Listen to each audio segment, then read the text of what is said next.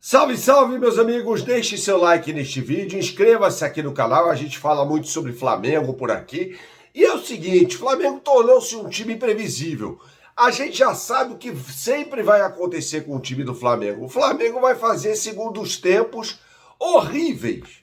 Sempre vai ser isso. É o quarto jogo consecutivo em que isso acontece.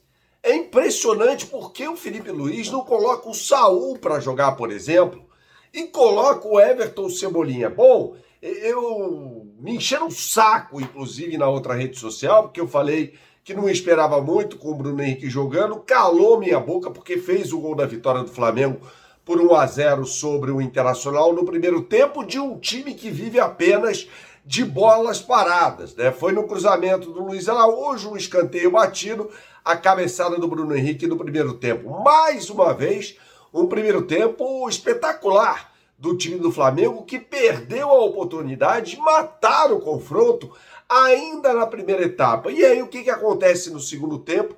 Perde muito desempenho de forma irritante. O Felipe Luiz precisa ser questionado sobre isso nas entrevistas coletivas, né? Às vezes há os monólogos nas entrevistas coletivas. Tem que perguntar na lata, não dá 5 segundos. Escuta, por que o seu time cai tanto nos segundos tempos? Pronto, é mandatória essa pergunta. E é mandatório o Felipe Luiz explicar o porquê disso. O porquê que isso acontece o tempo todo. Veja, o Flamengo entrou em campo num 4-2-3-1, como sempre, né? Com o Plata, com muita liberdade, era um atacante de muita movimentação do Flamengo no ataque, né? O Bruno Henrique jogando ali definitivamente como um centroavante, Samuel Lino pelo lado esquerdo, pelo lado direito Luiz Araújo, Plata com a prerrogativa de se movimentar por todo o campo ofensivo, né? E assim, no primeiro tempo, o Flamengo criou muitas oportunidades de gol. Inclusive, o Jorginho fez uma partidaça na primeira etapa. Só que o Alan, mais uma vez, foi mal, nada sai dos pés do Alan, né? Quando ele recebia a bola, inclusive, no segundo tempo, ele apenas recuava, né? O Emerson Royal fez um jogo muito ruim até sair machucado, foi substituído pelo Varela, que melhorou, mas é um jogador que não faz um apoio tão sólido, né? Não ataca bastante. Agora, a questão é porque esse time perde tanto desempenho no segundo tempo e foram muitos erros não forçados. Erros de saída de bola, erros de escolhas até no campo ofensivo, né? Quando o Flamengo tentava fazer a transição, errava um passe, errava um drible. E aí escancarava-se mais uma vez essa enorme dificuldade, trazendo o Internacional, que estava mortinho no primeiro tempo, de volta para o jogo, e um time que ameaçou o Flamengo, né? É irritante essa condição, né? O Felipe Luiz precisa resolver esse problema, porque pegando um time mais estruturado, vai acabar sofrendo nos segundos tempos. E aí, numa competição de mata-mata, isso é letal. Isso significa a eliminação, né? Não adianta você fazer grandes segundos tempos e ser um time extremamente irregular na mesma partida. Voltar a outro completamente, não ter o controle do jogo. Não exercer o protagonismo que demanda esse elenco do Flamengo com a qualidade que tem. O time do Internacional vive uma péssima fase, né? E para piorar para o Internacional e melhorar para o Flamengo, o Inter jogou sem aquele que vem sendo a sua principal arma ofensiva. O Johan Carboneiro, machucado, contundido, com a lesão muscular, e nem assim o Flamengo soube se aproveitar de um momento de extrema fragilidade do Internacional. O Flamengo coloca o adversário contra as cordas e aí, nos segundos tempos, coloca os adversários com a mesma facilidade com a qual os coloca contra as quadras de volta no jogo. E aí sofre. Né? O que acontece? É desgaste? É o quê? E aí entra o Everton Cebolinha. Desculpa, gente, eu até botei na outra rede social que ele é um cemitério de jogadas, não sai nada dali. O Samuel Lino se cansou. Houve até um companheiro Alain Bimade falando que antes da saída dele, ele chama o Felipe Luiz para conversar e acaba sendo substituído pelo Everton Cebolinha. Agora entra o Everton Cebolinha, não entra o Saul, por exemplo, no momento em que o Flamengo precisava colocar a bola no chão e exercer o protagonismo, tomar de volta as rédeas do jogo. Estava fácil isso acontecer.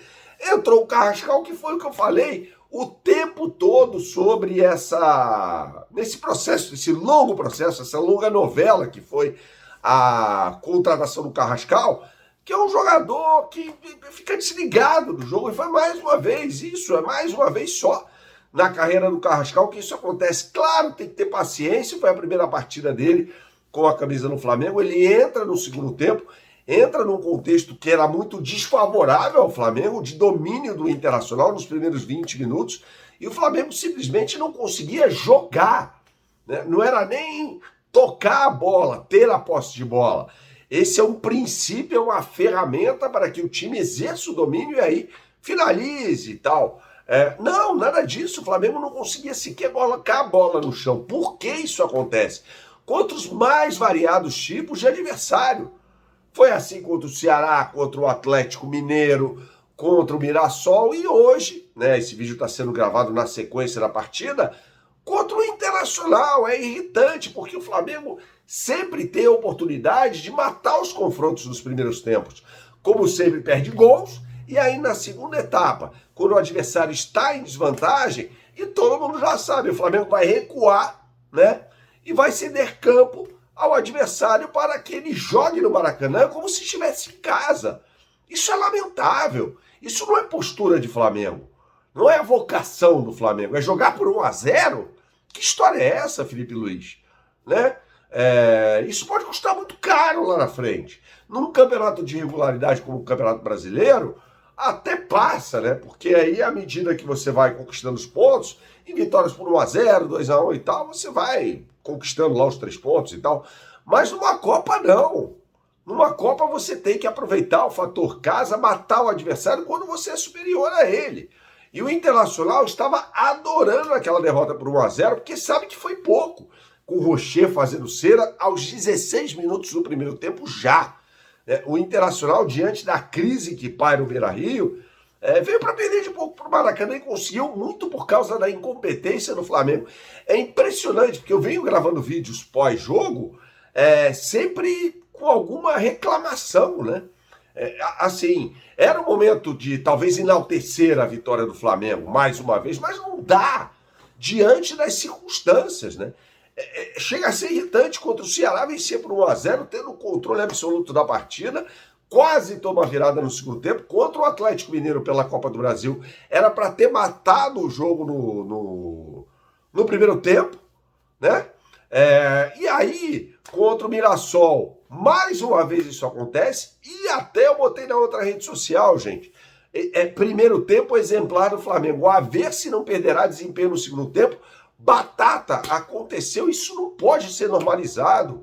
Essa situação é gravíssima, o Felipe Luiz precisa ser cobrado em relação a isso.